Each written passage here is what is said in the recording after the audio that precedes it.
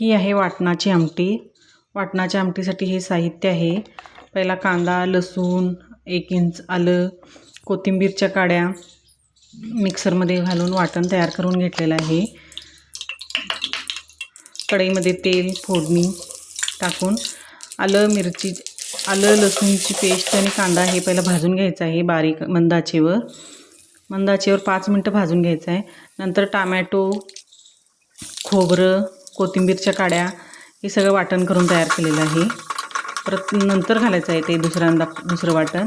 मग ते 5 मिनटं बारीक आचेवर भाजून घ्यायचं आहे.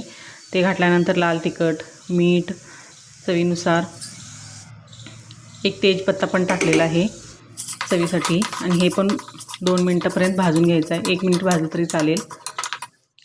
भाजल्यानंतर हळद, चिंच कोळ आहे ना, आमटीला छानपैकी टेस्ट येईल. आंबट अशी चिंच घातलेली आहे. त्यानंतर पाणी घालून गूळ टाकलेला आहे वरून. आता कोथिंबीर टाकायचं आहे.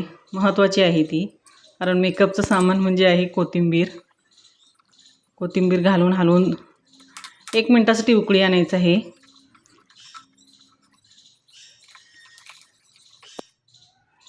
गरम मसाला घरी तयार केलेला आहे. हा गरम मसाला जो सांबार मसाला चालतो.